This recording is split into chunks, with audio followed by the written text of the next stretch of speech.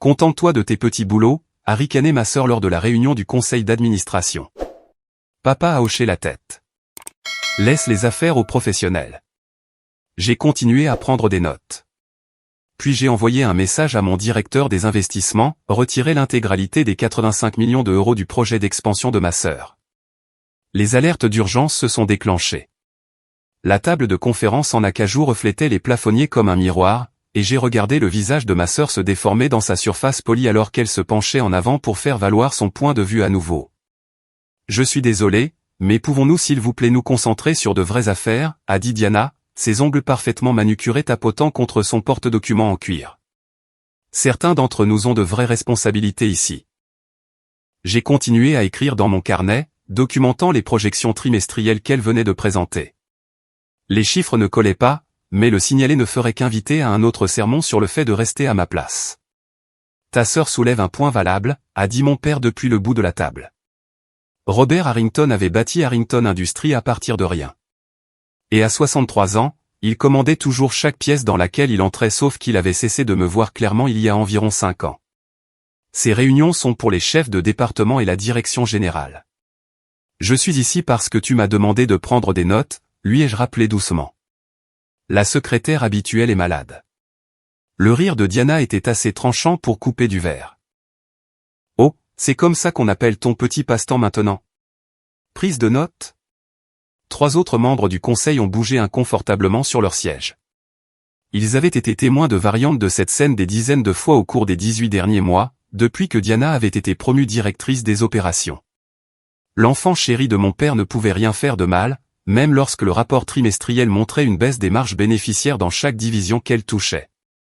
Diana, peut-être devrions-nous passer à la proposition d'expansion, a suggéré Gerald Morrison, notre directeur financier. Il était dans l'entreprise depuis 20 ans et avait assez de bon sens pour reconnaître la tension quand elle remplissait la pièce. Excellente idée, a dit Diana en s'illuminant immédiatement. Elle s'est levée et a marché vers l'écran de présentation, faisant défiler des diapositives qui montraient des rendus architecturaux d'une nouvelle installation de fabrication massive. Comme vous pouvez le voir, cette expansion sur le marché du Sud-Ouest nous positionnera parfaitement pour la prochaine décennie. L'investissement initial est de 120 millions d'euros avec des retours projetés sous 3 ans. J'ai étudié les chiffres à l'écran, mon stylo bougeant rapidement sur le papier. Les retours projetés supposaient un taux de croissance du marché de 15% par an, ce qui était optimiste considérant que la moyenne de l'industrie tournait autour de 6%. Le calendrier de construction semblait irréaliste aussi, et les coûts de personnel étaient sous-estimés d'au moins 30% sur la base des données salariales régionales que j'avais examinées le mois dernier. Les chiffres ont l'air solides, a dit mon père, hochant la tête avec approbation. Tu as fait un excellent travail là-dessus, Diana. Merci, papa. Elle m'a jeté un coup d'œil, son sourire portant un tranchant. Certains d'entre nous contribuent réellement à la croissance de l'entreprise au lieu de simplement observer depuis la touche. J'ai gardé une expression neutre. Devenir émotive ne ferait que prouver quel que soit le point qu'elle essayait de faire valoir. D'où vient le financement, a demandé Gerald, ajustant ses lunettes alors qu'il scrutait le tableur. Nous avons des réserves de capital, mais pas tout à fait assez pour couvrir l'investissement complet sans impacter la liquidité opérationnelle. Nous devrons obtenir un financement supplémentaire, a expliqué Diana. Je suis en pourparlers avec 3 grandes sociétés d'investissement. Les conditions sont favorables, et nous devrions avoir des engagements dans les prochaines semaines. Ce qu'elle n'a pas mentionné, c'est que 2 de ces sociétés avaient déjà refusé. Je le savais parce que j'avais entendu sa conversation téléphonique houleuse dans le couloir hier, où elle blâmait leur manque de vision pour ne pas reconnaître une valeur sûre. La réunion a continué pendant une autre heure avec Diana présentant des projections de plus en plus ambitieuses tandis que mon père louait chaque diapositive. Gerald a posé des questions pratiques qui ont été écartées avec des assurances que les détails seraient gérés. Les autres membres du conseil sont restés pour la plupart silencieux, suivant l'exemple de Robert Harrington comme il le faisait toujours. Quand la réunion s'est enfin terminée, les gens ont rassemblé leurs documents et sont sortis. Je suis resté derrière pour ramasser les documents éparpillés et redresser les chaises, tombant dans le rôle de soutien qui était devenu ma position par défaut dans cette entreprise. Toujours à jouer à la secrétaire, a demandé Diana, s'arrêtant à la porte. Elle avait envoyé tout le monde devant et s'était retournée pour lancer une dernière pique. Tu sais, il y a de vraies carrières pour les gens qui ont de l'ambition. Mais là encore, Je suppose que quelqu'un doit s'en tenir au petit boulot. Quelqu'un doit prêter attention aux détails, ai-je répondu, gardant ma voix égale. Elle a ri, le son résonnant dans la pièce vide. Les détails sont pour les assistants. La vision est pour les leaders. Peut-être que si tu avais compris ça plus tôt, papa te respecterait peut-être vraiment. La porte s'est refermée derrière elle, et je me suis tenu seul dans la salle de conférence, entouré par les meubles coûteux et l'art d'entreprise qui représentaient tout ce que mon père avait construit, tout ce qui avait été servi à Diana sur un plateau d'argent alors que j'avais été systématiquement poussé vers la marge. J'ai sorti mon téléphone et ouvert un fil de discussion. Mes doigts ont plané au-dessus du clavier pendant seulement un moment avant que je ne tape un message à Brandon Pierce, le directeur général de Pinnacle Holdings, qui me rendait compte directement. Commencer le retrait de tous les fonds engagés du compte d'expansion de Harrington Industries. Démarrer le processus immédiatement. Je veux qu'il soit prêt à être exécuté d'ici la fin de la semaine. La réponse est revenue dans les 30 secondes. Confirmé. Nous allons initier les procédures de retrait. Étant donné le montant et les exigences réglementaires, le transfert complet prendra 4 à 5 jours ouvrables. Nous vous tiendrons au courant. Je me suis assise à la table de conférence et me suis permis un petit sourire. Le retrait ne serait pas instantané. Déplacer 85 millions d'euros nécessitait des périodes de règlement appropriées et des protocoles de conformité. Mais au moment où Diana réaliserait ce qui se passait, il serait trop tard pour arrêter. Diana n'avait aucune idée que le financement dont elle était si confiante provenait en fait d'une société d'investissement que je contrôlais. Après avoir été maintes fois ignoré et rejeté par mon père, j'avais commencé à construire mon propre portefeuille d'investissement en utilisant le fonds de fiducie que ma grand-mère maternelle m'avait laissé. Ces 8 millions d'euros initiaux avaient grandi pour atteindre 218 millions d'euros grâce à des investissements stratégiques prudents dans exactement le genre de détails que Diana considérait comme indignes de son attention. Il y a 3 mois, avant même que cette réunion du conseil ne soit programmée, Diana s'était plainte auprès de moi lors d'un rare moment où elle reconnaissait réellement mon existence. Elle luttait pour obtenir un financement d'expansion et ne comprenait pas pourquoi les investisseurs ne sautaient pas sur son opportunité. J'avais écouté, vu les failles dans son approche, et discrètement arrangé pour que Pinnacle Holdings, une société d'investissement légitime où j'étais l'actionnaire majoritaire, offre un financement à des conditions extrêmement favorables. Diana avait été ravie par l'approbation rapide et n'avait pas posé de questions sur la structure de propriété de la société. Maintenant, cet argent était sur le point de disparaître, et j'étais la seule personne qui pouvait le faire réapparaître. Mon téléphone a vibré avec un texto de Gérald. Peut-on parler? Pas de la réunion. Autre chose. J'ai rassemblé mes affaires et me suis dirigé vers son bureau à l'étage de la direction. Gérald m'avait toujours traité avec respect, même quand mon père avait commencé à me reléguer à des tâches administratives.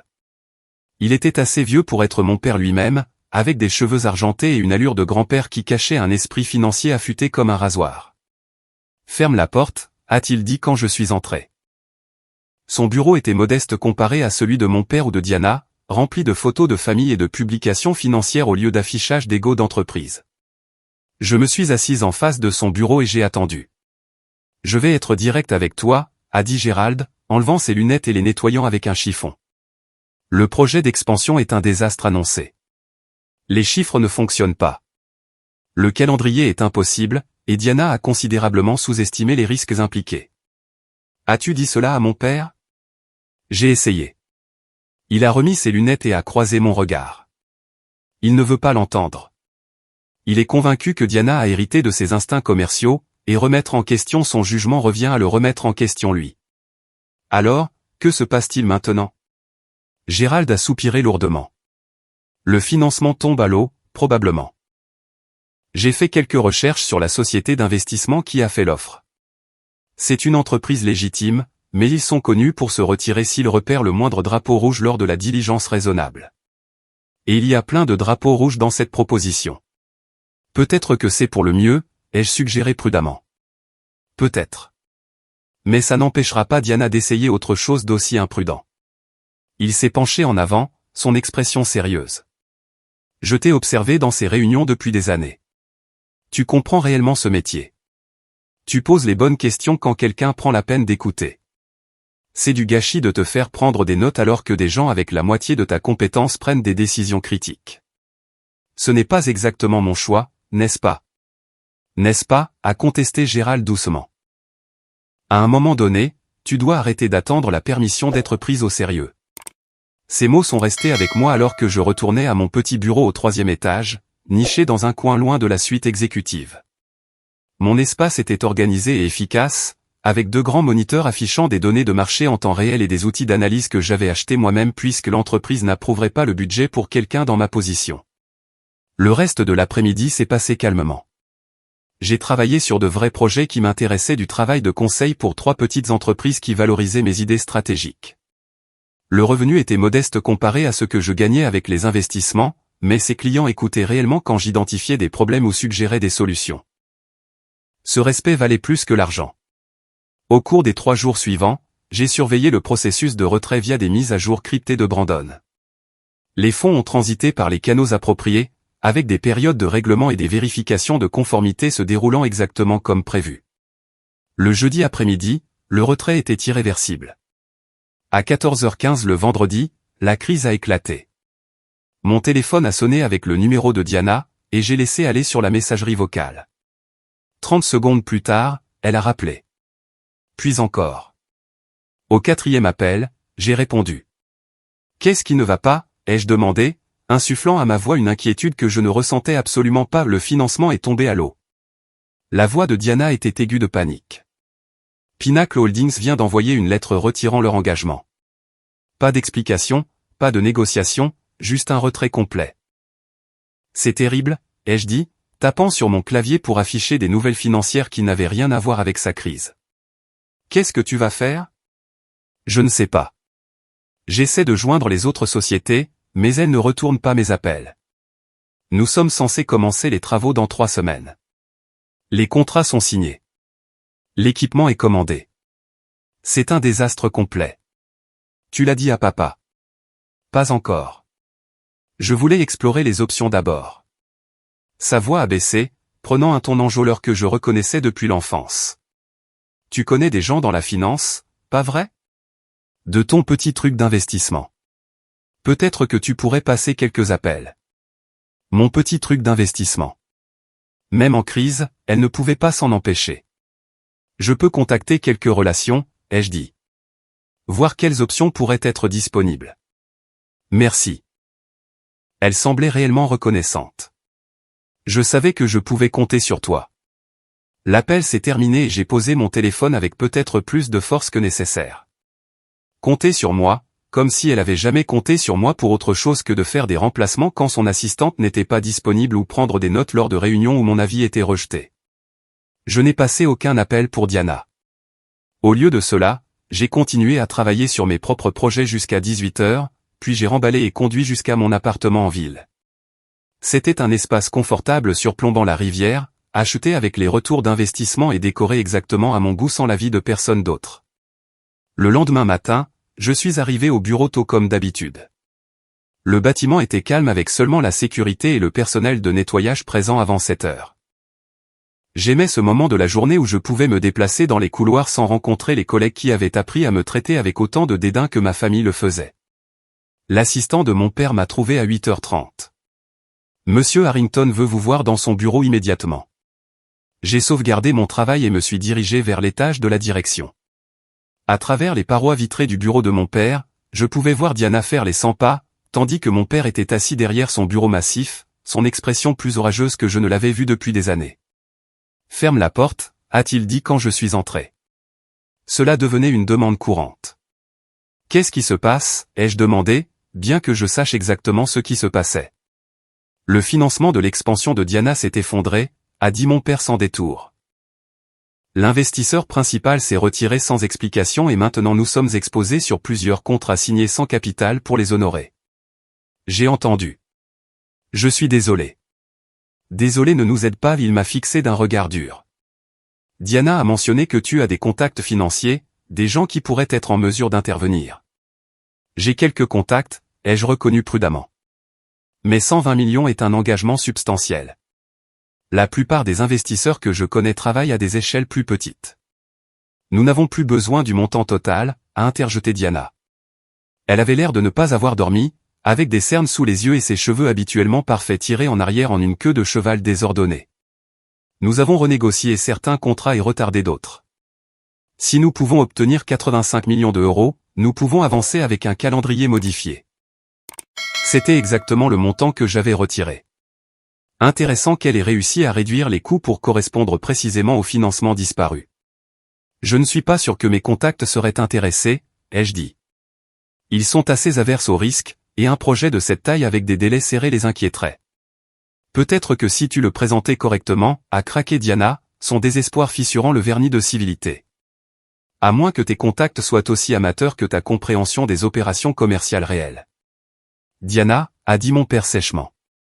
Puis à moi, s'il te plaît, contacte quiconque pourrait t'aider. Cette situation est critique. J'ai hoché la tête et quitté le bureau, sentant leur anxiété me suivre hors de la porte comme une présence physique. De retour dans mon propre espace, j'ai ouvert mon application de messagerie cryptée et envoyé un autre message à Brandon. Que faudrait-il pour restructurer le retrait comme un investissement conditionnel? Sa réponse a esquissé plusieurs options, qui me donneraient tout un contrôle significatif sur l'exécution et la surveillance du projet d'expansion. Nous avons passé l'heure suivante à affiner des termes qui protégeraient mon investissement tout en forçant Diana à suivre réellement des pratiques commerciales durables. Gérald est passé à mon bureau vers 14 heures, s'installant dans la chaise en face de mon bureau sans attendre d'invitation.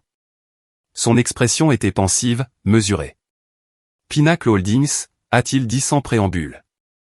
J'ai fait quelques recherches sur eux après que Diana a mentionné le financement original. Entreprise intéressante, très sélective sur ses investissements. Excellent palmarès, et notamment, ils ont fait plusieurs coups réussis sur des marchés que tu m'as recommandés lors de conversations informelles au fil des ans. J'ai gardé une expression neutre.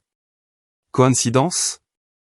Probablement, a-t-il convenu, mais son léger sourire suggérait le contraire. Le timing de leur retrait, suivi immédiatement par ta mention d'avoir un contact qui pourrait intervenir avec le montant exact dont nous avons besoin à des conditions qui démontrent une connaissance intime de notre situation. C'est toute une coïncidence, aussi. Donc, il avait deviné, ou du moins soupçonné assez fortement pour faire le lien. Gérald n'avait pas bâti une carrière de 20 ans dans la finance sans apprendre à reconnaître des modèles. Si une telle coïncidence existait, ai-je dit prudemment, serait-ce un problème? Seulement si l'investissement n'était pas légitime ou s'il mettait l'entreprise en danger, a répondu Gérald. Mais ces termes sont en fait tout à fait raisonnables compte tenu des circonstances. Mieux que raisonnables, honnêtement. Ils forceront une responsabilité qui aurait dû être là dès le début. Il s'est levé pour partir, puis s'est arrêté à la porte. Est-ce toi qui as arrangé ça? Je n'ai pas répondu, j'ai juste soutenu son regard. Il a hoché la tête lentement comme si j'avais confirmé quelque chose. Je m'en doutais. 1 heure plus tard, j'ai composé un email prudent à Diana et mis mon père en copie. Les termes étaient étendus, rapport financier mensuel avec une transparence totale, autorité d'approbation sur toutes les dépenses majeures au-dessus de 500 000 euros, un siège au comité de surveillance du projet avec droit de veto sur les modifications budgétaires, des clauses de pénalité si les délais n'étaient pas respectés en raison d'une mauvaise gestion, et le plus important une disposition exigeant que je serve de liaison entre Harrington Industries et l'investisseur, avec un accès complet à toutes les informations du projet et au processus de prise de décision. J'ai envoyé l'email et attendu. Diana a appelé dans les 5 minutes. Ces termes sont ridicules. Aucun investisseur n'exige ce niveau de contrôle. Cet investisseur le fait, ai-je répondu calmement. Ils offrent des taux d'intérêt favorables, mais ils veulent l'assurance que le projet sera géré avec compétence. Étant donné le récent retrait de votre source de financement précédente, leur prudence semble raisonnable. Tu dis que je ne suis pas compétente. Je dis qu'ils veulent une surveillance. Tu peux accepter les termes ou tu peux continuer à chercher d'autres options.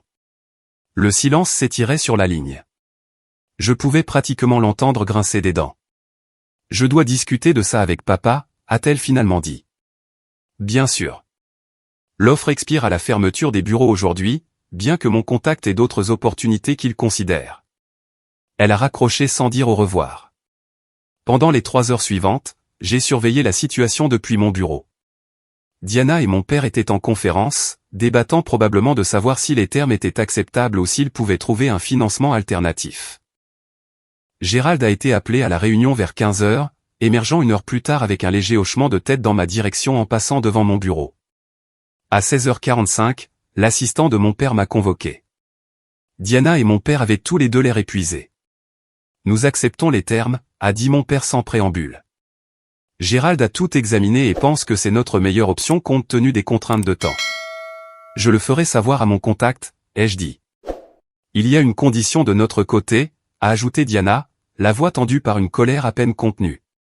Si tu dois être la liaison, tu dois réellement comprendre ce que tu fais. Fini de jouer au business pendant que les professionnels font le vrai travail. Je suis tout à fait d'accord, ai-je dit. Si je dois être responsable de la surveillance, j'ai besoin d'un accès complet à toute la documentation du projet, aux dossiers financiers et aux documents de planification stratégique. J'aurai aussi besoin d'un bureau à l'étage de la direction pour faciliter la communication avec l'équipe du projet. Les sourcils de mon père se sont légèrement levés. Cela semble raisonnable. Diana avait l'air d'avoir avalé du verre, mais elle a hoché la tête raidement. Brandon a exécuté l'investissement au cours de la semaine suivante, transférant les fonds par les canaux bancaires appropriés avec une documentation complète. L'argent est arrivé sur le compte de Harrington Industries le lundi matin suivant, et la crise a été évitée. J'ai passé cette journée à emménager dans mon nouveau bureau, un espace d'angle à 3 portes de celui de Diana. Le personnel des installations semblait surpris par le déménagement soudain, mais ils ont suivi la directive de mon père sans poser de questions. Le soir venu, j'avais établi mon espace de travail avec la même efficacité que j'avais maintenue dans mon ancien bureau, sauf que maintenant j'avais une fenêtre donnant sur la ville et assez de place pour étaler réellement la documentation.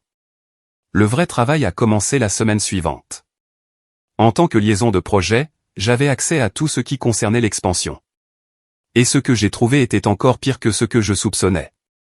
Diana avait signé des contrats avec des fournisseurs avant d'obtenir le financement, verrouillé des prix qui étaient déjà obsolètes et s'était engagée sur un calendrier de construction qui nécessitait une météo parfaite et aucun retard pour être respecté. Le plan de dotation en personnel supposait qu'il pouvait embaucher des travailleurs expérimentés à des salaires inférieurs au marché. Les achats d'équipements provenaient de fournisseurs qui étaient des amis d'amis, pas des entreprises vérifiées pour la qualité ou la fiabilité. Le calendrier initial de Diana avait projeté 18 mois entre la pose de la première pierre et le statut opérationnel, ce qui supposait des conditions parfaites qui n'existaient jamais dans la construction. J'ai passé 3 journées de 12 heures à documenter chaque problème, construisant un rapport complet avec des citations, des données de marché et des propositions alternatives.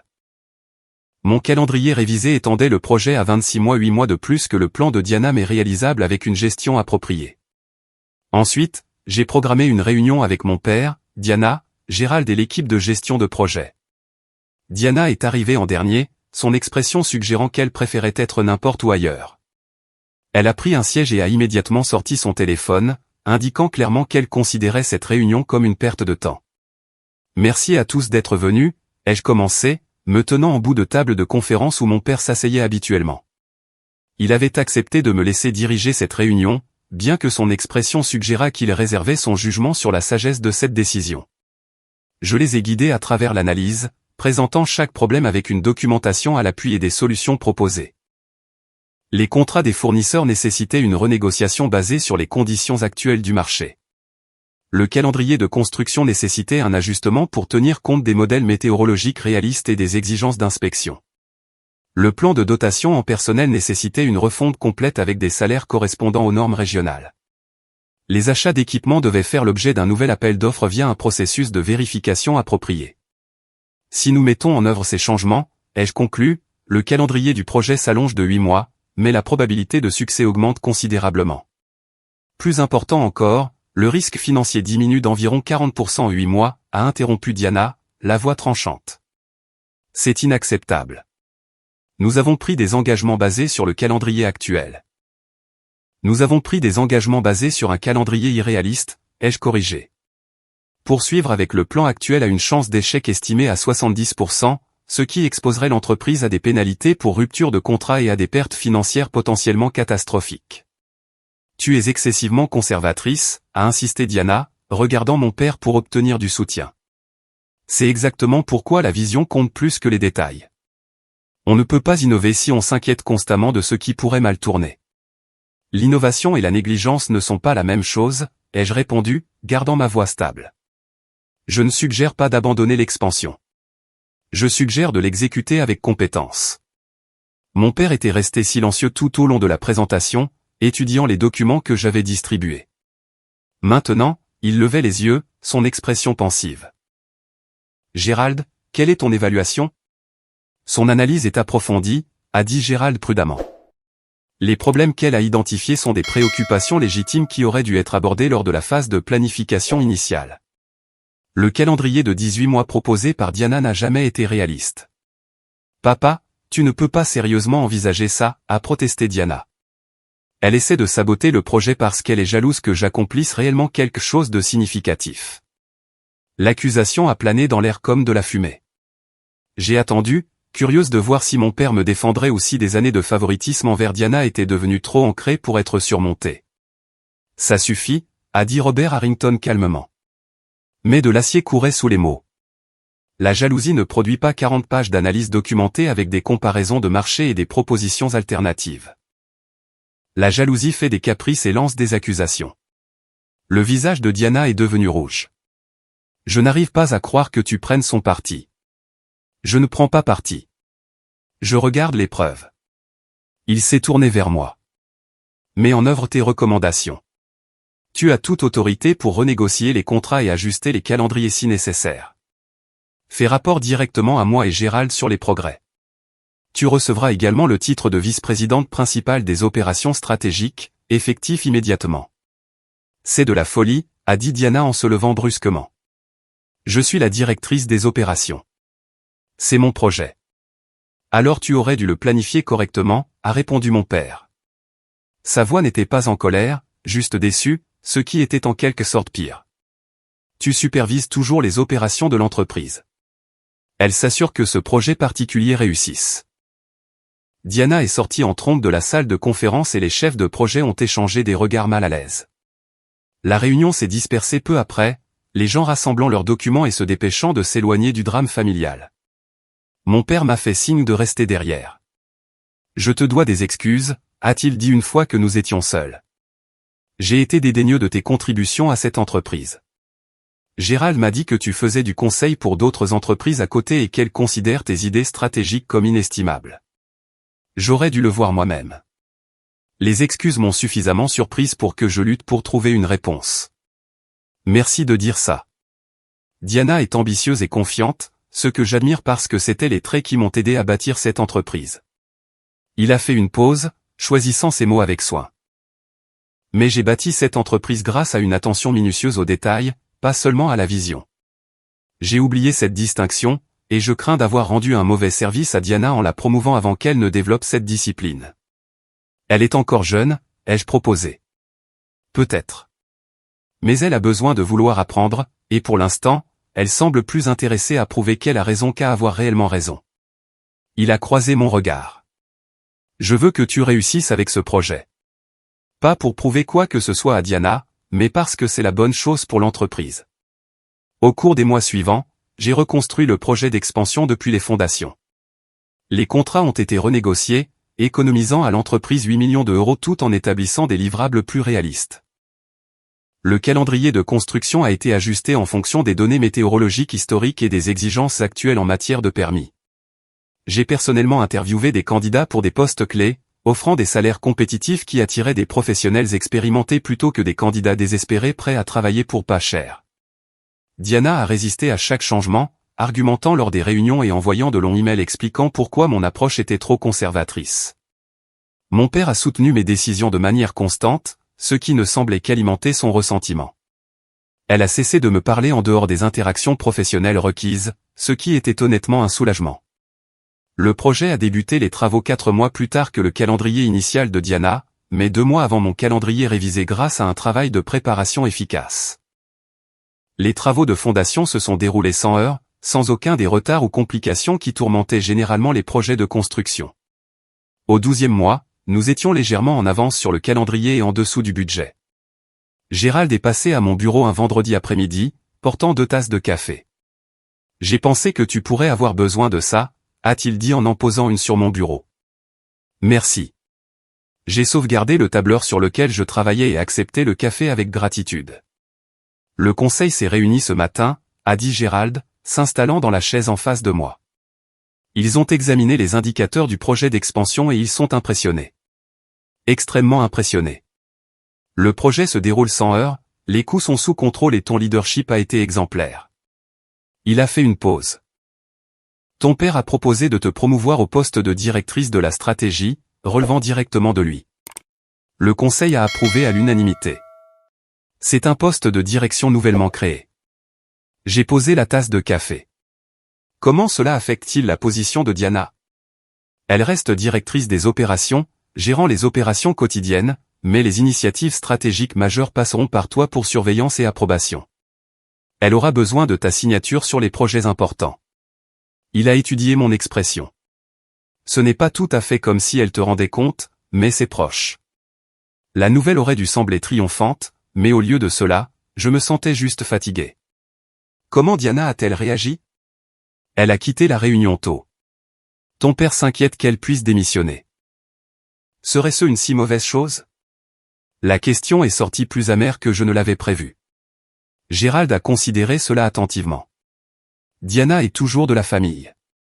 Elle a encore du potentiel, mais elle a besoin d'apprendre que le potentiel n'est pas la même chose que la réussite et que la confiance n'est pas la même chose que la compétence. Peut-être que cela la motivera à développer les compétences qu'elle évitait.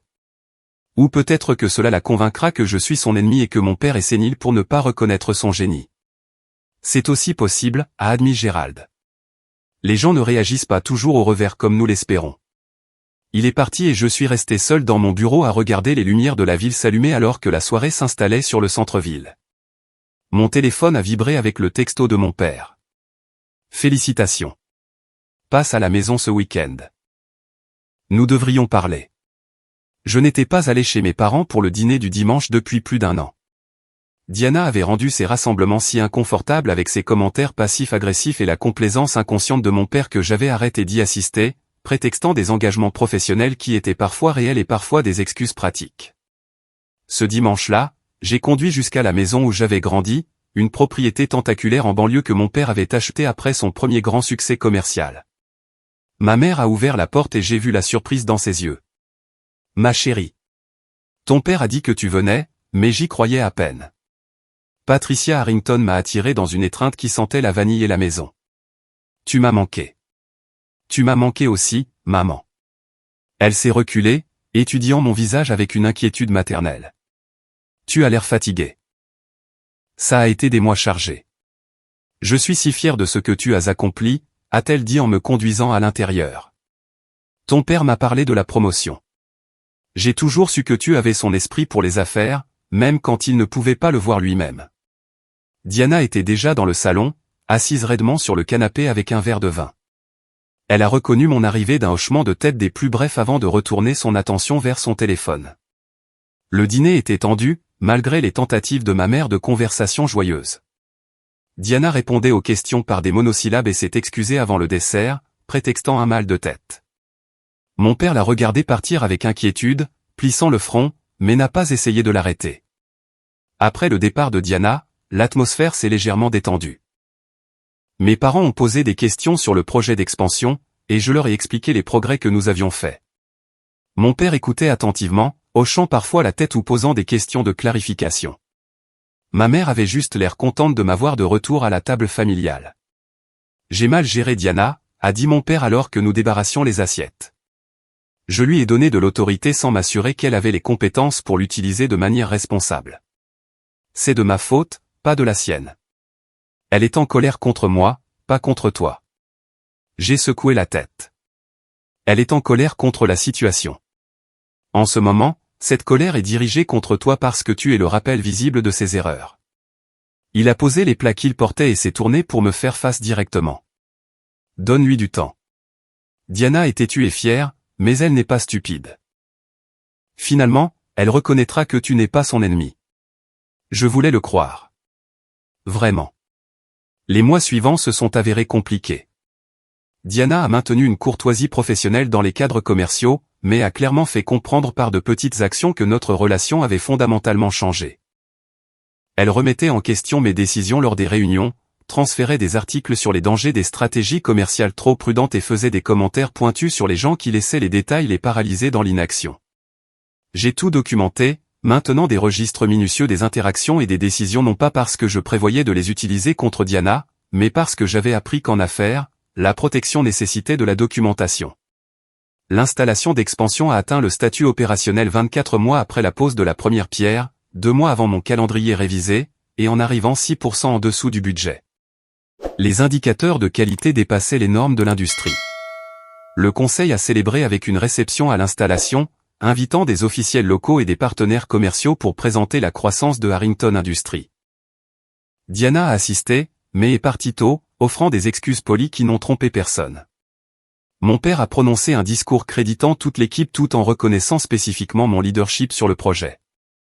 Les applaudissements ont résonné dans la nouvelle installation, et j'ai souri gracieusement tout en me sentant étrangement vide face à toute cette réussite. Le succès sans relation semblait creux.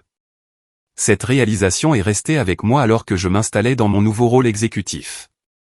J'avais l'autorité que je voulais, le respect que j'avais gagné et la justification professionnelle qui venait du fait de prouver ma compétence. Mais ma sœur ne me parlait pas au-delà de ce que les affaires exigeaient, et les réunions de famille restaient tendues quand j'y assistais. 6 mois après l'ouverture de l'installation, Diana a soumis sa démission. Elle avait accepté un poste chez un concurrent, une entreprise plus petite où elle servirait en tant que PDG et aurait une autorité complète sur la direction stratégique. Mon père a essayé de la dissuader de partir, mais l'esprit de Diana était décidé. Son dernier jour chez Harrington Industries a été professionnel et bref. Elle a vidé son bureau, dit au revoir aux collègues qui étaient devenus des amis, et est partie sans passer par mon bureau ou celui de mon père. Au cours des semaines suivantes, j'ai découvert qu'elle avait changé de numéro de téléphone. Mon texto à son ancien numéro m'est revenu comme non livrable. Ma mère a appelé ce soir-là en pleurant. Je ne comprends pas comment on en est arrivé là. Vous êtes sœurs. Vous devriez vous soutenir mutuellement, pas vous éloigner l'une de l'autre. Je ne l'ai pas éloignée, maman. J'ai juste arrêté d'accepter d'être rejetée. Je sais, ma chérie. Je sais. Elle a soupiré lourdement. Ton père prend ça mal. Il continue de dire qu'il aurait dû gérer les choses différemment, mais il n'arrive pas à comprendre ce qu'il aurait dû faire à la place. Il aurait pu nous traiter toutes les deux équitablement dès le début, ai-je dit, incapable de garder l'amertume entièrement hors de ma voix, au lieu de décider que Diana était la véritable héritière et que j'étais le personnel de soutien. Tu as raison. Tu as absolument raison. La voix de ma mère était épaisse de larmes. Je suis désolé que nous n'ayons pas vu ce qui se passait avant que les dégâts ne soient faits. La conversation s'est terminée par des promesses de rester en contact que nous savions toutes les deux être compliquées par la rupture familiale. Je me suis assise dans mon appartement ce soir-là, regardant la ville et me demandant si le coup de me prouver en valait la peine. Une notification de message est apparue sur mon compte LinkedIn. Je l'ai ouverte pour trouver une brève note d'un compte que je ne reconnaissais pas, mais le style d'écriture était indubitablement celui de Diana. C'est ce que tu voulais, n'est-ce pas? Félicitations pour avoir détruit notre famille. Le compte n'avait pas de photos, des informations minimales et avait été créé le jour même. Elle s'était donné la peine de créer un profil jetable juste pour envoyer ce message. J'ai envisagé de répondre, rédigeant et supprimant plusieurs versions de messages qui essayaient d'expliquer que je n'avais jamais voulu détruire quoi que ce soit, juste être valorisé pour mes contributions réelles. Finalement, j'ai abandonné et fermé l'application. L'installation d'expansion continuait de dépasser les objectifs de performance. Mes clients de conseil se multipliaient alors que la nouvelle du projet réussi se répandait. Mon portefeuille d'investissement grandissait régulièrement alors que j'appliquais la même analyse minutieuse au marché financier que j'avais utilisé pour reconstruire le plan d'expansion de Diana. Selon des mesures externes, j'avais accompli tout ce que je m'étais fixé de prouver. Mais tard le soir, quand les lumières de la ville se brouillaient à travers des yeux fatigués, je me demandais parfois s'il y avait eu une meilleure voie. Un chemin qui n'impliquait pas de tirer parti de la crise de ma sœur, de manipuler des situations derrière des coquilles d'entreprise et d'accélérer finalement la fracture dans notre famille. Gérald est passé à mon bureau un après-midi, plusieurs mois après le départ de Diana. Ton père veut commencer la planification de la succession, a-t-il dit. Il pense à la retraite dans les 5 prochaines années. C'est bien. Il a mérité du repos. Il veut que tu prennes la relève en tant que PDG quand il se retirera. La promotion que j'avais théoriquement voulu, la preuve ultime que je méritais la reconnaissance dans cette entreprise, mais l'accepter semblait cimenter la rupture familiale, rendant permanente une situation qui semblait encore récupérable d'une manière ou d'une autre. Puis-je y réfléchir?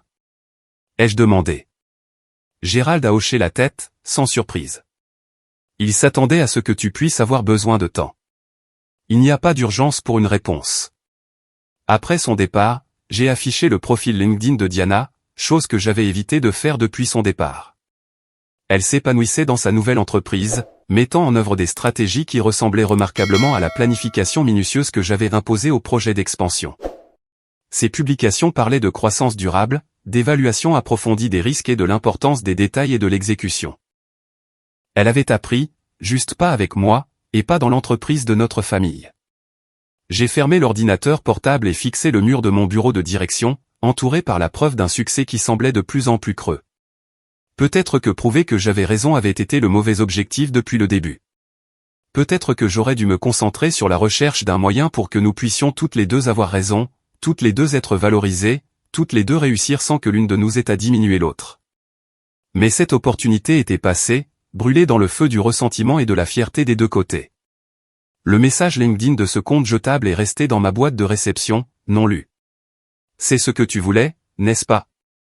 Non, ai-je pensé en fixant ces mots. Ce n'était pas ce que je voulais. Je voulais du respect et de la reconnaissance, oui, mais j'avais voulu ces choses aux côtés du succès de ma sœur, pas à la place de celui-ci. La vengeance que j'avais prise semblait justifiée sur le moment, vertueuse même.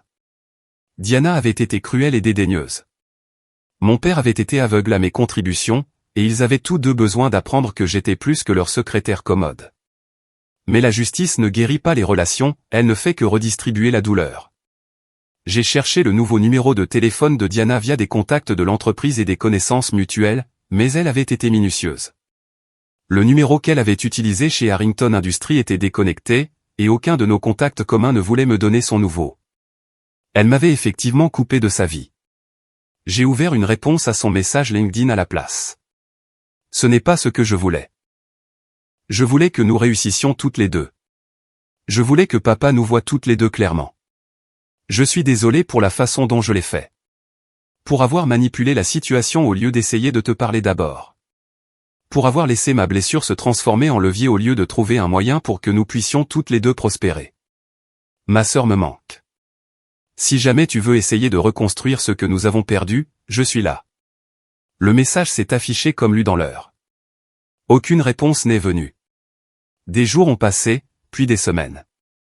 Le compte LinkedIn qui avait envoyé le message original a disparu, entièrement supprimé, ainsi que toute chance de communication ultérieure. La ville s'étendait au-delà de ma fenêtre, des lumières marquant des milliers d'histoires se jouant dans des maisons et des bureaux à travers la zone métropolitaine. Certaines de ces histoires impliquent probablement des frères et sœurs s'aidant mutuellement à réussir. Certaines impliquent des gens trouvant des moyens de résoudre des conflits sans détruire des relations. J'avais choisi un chemin différent, et maintenant je vivais avec les conséquences. Le succès professionnel était réel et mérité. La rupture familiale était aussi réelle, et au moins partiellement ma responsabilité. À la fin, j'avais prouvé mon point de vue mais perdu ma sœur. Que cet échange en valut la peine restait une question ouverte, une question que je me poserai probablement pendant des années. L'installation d'expansion bourdonnée d'activités à travers la ville, un monument à la compétence et à la planification minutieuse. Mon nom était sur des plaques et dans les dossiers de l'entreprise en tant que cadre ayant sauvé le projet. Ce que les plaques ne mentionnaient pas, c'était la sœur que j'avais blessée dans le processus, les dîners de famille qui étaient devenus des champs de bataille, ou les nuits passées à me demander s'il y avait eu un autre moyen. Le succès, j'avais appris, pouvait être mesuré en de nombreuses devises. J'avais accumulé richesse, autorité et respect professionnel, mais j'avais dépensé un capital relationnel qui ne pourrait peut-être jamais être récupéré. Et certaines nuits, ce prix semblait bien trop élevé. La question que personne ne pose sur la vengeance est ce qui se passe après l'avoir obtenue. La satisfaction s'estompe, la justification sonne creux, et vous vous retrouvez à tenir des réalisations qui pèsent soudainement plus qu'elles ne le devraient, achetées avec des pièces que vous ne pouvez pas récupérer. Mon téléphone est resté silencieux. Le message de Diana sur la destruction de notre famille est resté la dernière communication entre nous. Et je me suis assise dans mon bureau de direction, entouré de tout ce pourquoi je m'étais battu pour prouver que je le méritais, me demandant si j'avais gagné la mauvaise bataille.